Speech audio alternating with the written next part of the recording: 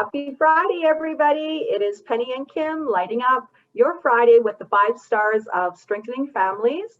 We are doing the 4-part series on communication. This is our second one, and Penny's going to do a quick check-in and then ask us the question of the day. Take it away, Penny. Thanks, Kim. Thanks, everyone, for joining us. So last week we talked about doing our best to open up conversation and avoid unintentionally crushing dreams and ideas from our teens and emerging adults. So we invited you to try to join them in their dream initially. So how do you keep the realism and the logistics at bay for a little while? When they offer you this beautiful invitation into a conversation, right? So doing whatever you have to do to just be present and listen, whether that's, oh, I wonder how that could work, or that's an idea, or tell me more about how that might work, or so yeah, just taking this invitation from your teenagers to take a step into their world and really feel honored and participate in that, which doesn't mean, you have to say yes or whatever the case may be. However, it's just about opening up that space to have that communication with them. So hopefully you had an opportunity to give that a try. Today, we're going to talk about self-respect and pride in your teen and emerging adults. Specifically, how do you foster and cultivate those things in your teens? And Kim's going to start us off. Awesome. I think the words foster and cultivate really stand out for me because I don't think this is something that can be taught. I think this is something that does need to be fostered and cultivated, and so self-respect and pride.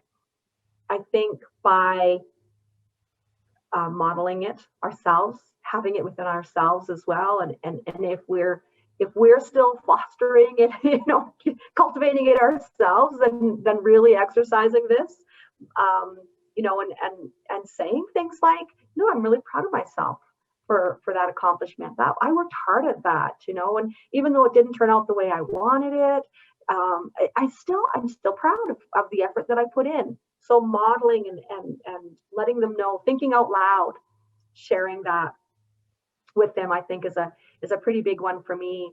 I also think it goes back to even just when they're little kids and they come to you and say, what do you think?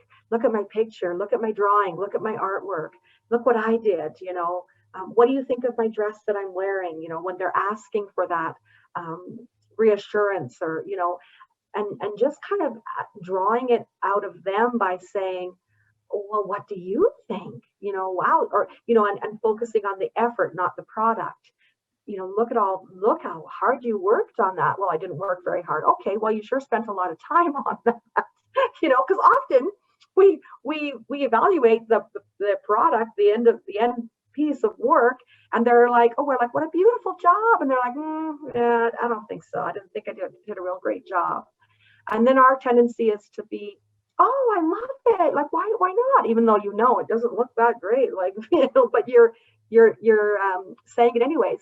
But the reality is, rather than evaluating it, asking them, what would you do different? You don't like it? Okay, what would you do different? What would you do different next time? I think that is cultivation and fostering at its best. And it starts from a very young age, and we continue to do it through the years and teen years. What about you, Penny? What's that bringing up for you? Yeah, so, yeah, what you're saying, makes a lot of sense. And I had, advice back when I was a young mother from, a parent coach about, allowing them to own, their own pride, and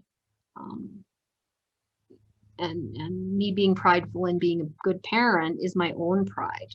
So I don't need to be proud of them for something they've done. That's their ownership. My pride would be, and I'm really proud to be your mom, right?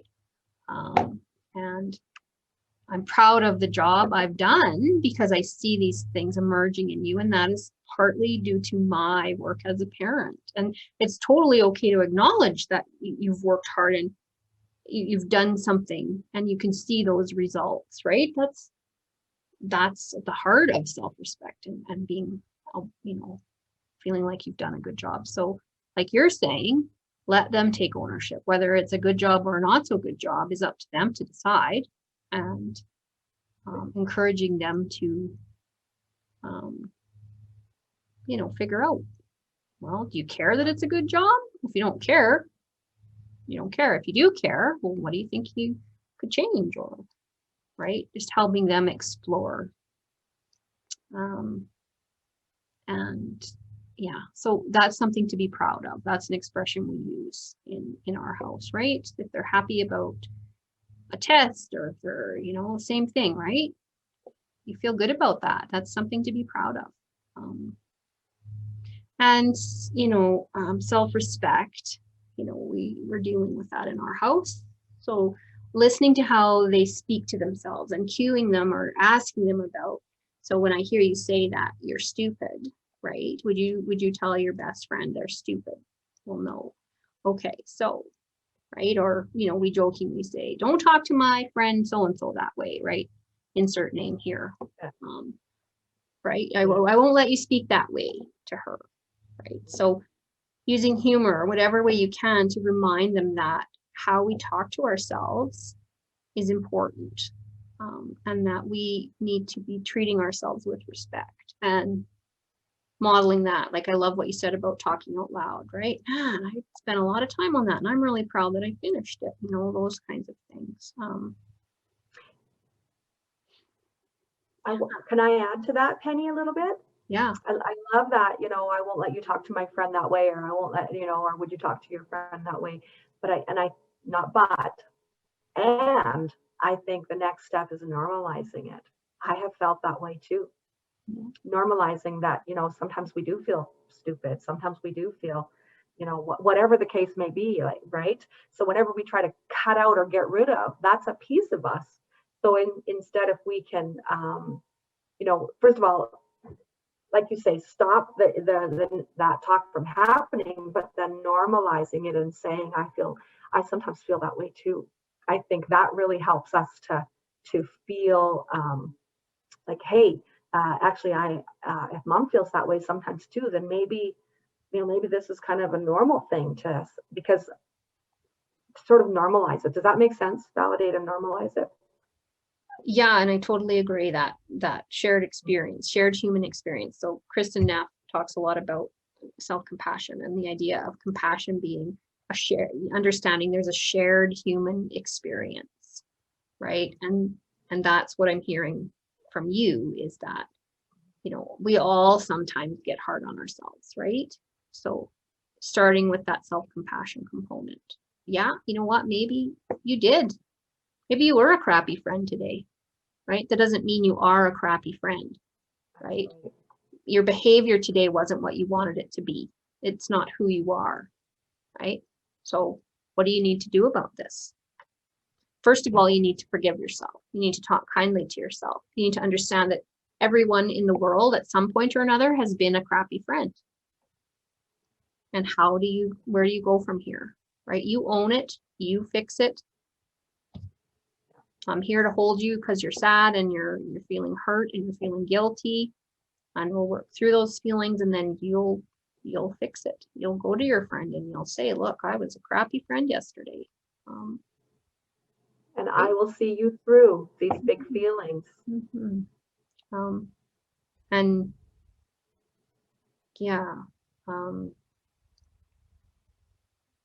encouraging them to do the right thing, right? Like, yes, understanding that, like in our house, a lot of the concept is the right thing is usually the hardest thing, right? yes.